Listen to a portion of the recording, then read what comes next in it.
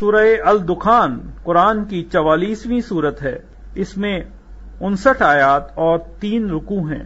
بسم اللہ الرحمن الرحیم۔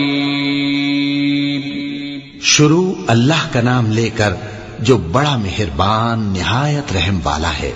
حامیم، اس کتاب روشن کی قسم کہ ہم نے اس کو ایک مبارک رات میں نازل فرمایا، ہم تو خبردار کرنے والے ہیں۔ اسی رات میں تمام حکمت کے کام فیصل کیے جاتے ہیں، یعنی ہمارے ہاں سے حکم ہو کر بے شک ہم ہی فرشتوں کو بھیجتے ہیں۔ یہ تمہارے پروردگار کی رحمت ہے، وہی تو سننے والا ہے، جاننے والا ہے۔ آسمانوں اور زمین اور جو کچھ ان دونوں میں ہے سب کا مالک، بشرطے کہ تم لوگ یقین کرنے والے ہو۔ اس کے سوا کوئی معبود نہیں، وہی زندگی دیتا ہے اور وہی موت دیتا ہے، وہی تمہارا اور تمہارے پہلے باپ دادوں کا پروردگار ہے۔ لیکن یہ لوگ شک میں پڑے کھیل رہے ہیں، تو اس دن کا انتظار کرو کہ آسمان سے صاف دھواں نکلے گا جو لوگوں پر چھا جائے گا، یہ درد دینے والا عذاب ہے۔ اس وقت وہ کہیں گے کہ اے پروردگار، ہم سے اس عذاب کو دور کر، ہم ایمان لاتے ہیں۔ اس وقت ان کو نصیحت کہاں مفید ہوگی، جبکہ ان کے پاس پیغمبر آ چکے جو ہمارے احکام کھول کر بیان کر دیتے تھے۔ پھر انہوں نے ان سے منہ پھیر لیا اور کہنے لگے، یہ تو سکھایا پڑھایا ہوا ہے، دیوانہ ہے۔ ہم تو تھوڑے دنوں عذاب ٹال دیتے ہیں مگر تم پھر کفر کرنے لگتے ہو۔ جس دن ہم بڑی سخت گرفت کریں گے تو بے شک انتقام لے کر چھوڑیں گے۔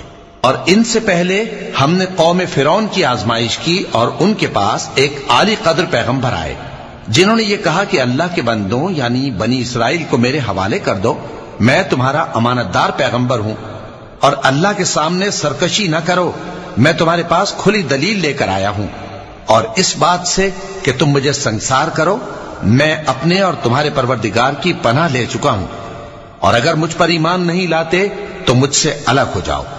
تب موسیٰ نے اپنے پروردگار سے دعا کی کہ یہ نافرمان لوگ ہیں۔ اللہ نے فرمایا کہ اچھا، میرے بندوں کو راتوں رات لے کر چلے جاؤ، اور فرعونی ضرور تمہارا تعاقب کریں گے، اور سمندر سے کہ ٹھہرا ہوا ہوگا پار ہو جانا، تمہارے بعد وہ پورا لشکر ڈبو دیا جائے گا۔ وہ لوگ بہت سے باغ اور چشمے چھوڑ گئے اور کھیتیاں اور نفیس مکان اور آرام کی چیزیں جن میں وہ عیش کیا کرتے تھے۔ اسی طرح ہوا، اور ہم نے دوسرے لوگوں کو ان چیزوں کا مالک بنا دیا۔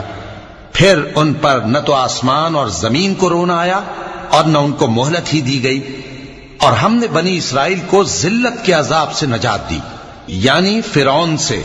بے شک وہ سرکش اور حد سے نکلا ہوا تھا، اور ہم نے بنی اسرائیل کو اہل عالم میں سے علم کی بنیاد پر چنا تھا، اور ان کو ایسی نشانیاں دی تھیں جن میں کھلی آزمائش تھی۔ یہ لوگ یہ کہتے ہیں کہ ہمیں صرف پہلی دفعہ یعنی ایک بار مرنا ہے اور پھر اٹھنا نہیں، پس اگر تم سچے ہو تو ہمارے باپ دادا کو زندہ کر لاؤ۔ بھلا یہ اچھے ہیں یا تبا کی قوم اور وہ لوگ جو ان سے پہلے ہو چکے ہیں؟ ہم نے ان سب کو ہلاک کر دیا، بے شک وہ گناہگار تھے۔ اور ہم نے آسمانوں اور زمین کو اور جو کچھ ان میں ہے اس کو کھیل کے لیے نہیں بنایا، ان کو ہم نے تدبیر سے پیدا کیا ہے، لیکن اکثر لوگ نہیں جانتے۔ کچھ شک نہیں کہ فیصلے کا دن ان سب کے جی اٹھنے کا وقت ہے، جس دن کوئی دوست کسی دوست کے کچھ کام نہ آئے گا اور نہ ان کو مدد ملے گی مگر جس پر اللہ مہربانی کرے۔ بے شک وہی غالب ہے، بڑا مہربان ہے۔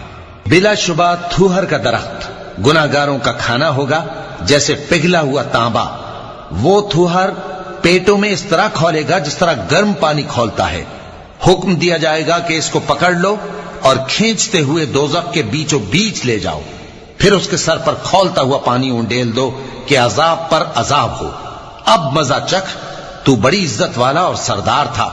یہ وہی دوزخ ہے جس پر تم لوگ شک کیا کرتے تھے۔ بے شک پرہیزگار لوگ چین کے مقام میں ہوں گے، یعنی باغوں اور چشموں میں باریک اور دبیز ریشم کا لباس پہن کر ایک دوسرے کے سامنے بیٹھے ہوں گے۔ وہاں اس طرح کا حال ہوگا، اور ہم بڑی بڑی آنکھوں والی حوروں کو ان کی بیویاں بنا دیں گے۔ وہاں امن و اطمینان سے ہر قسم کے میوے منگائیں گے اور کھائیں گے، اور پہلی دفعہ کے مرنے کے علاوہ موت کا مزہ پھر نہیں چکھیں گے، اور اللہ ان کو دوزخ کے عذاب سے بچا لے گا، یہ تمہارے پروردگار کا فضل ہے، یہی تو بڑی کامیابی ہے۔ ہم نے اس قرآن کو تمہاری زبان میں آسان کر دیا ہے تاکہ یہ لوگ نصیحت حاصل کریں، بس تم بھی انتظار کرو، یہ بھی انتظار کر رہے ہیں۔